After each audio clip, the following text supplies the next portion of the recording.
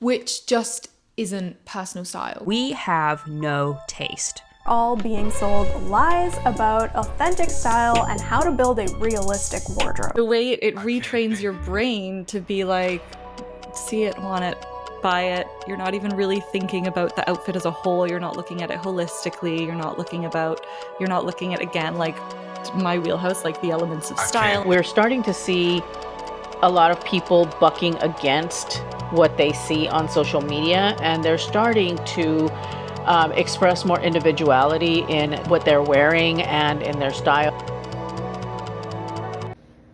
Personal style.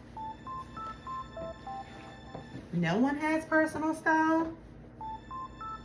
Personal style is dead. This is personal style.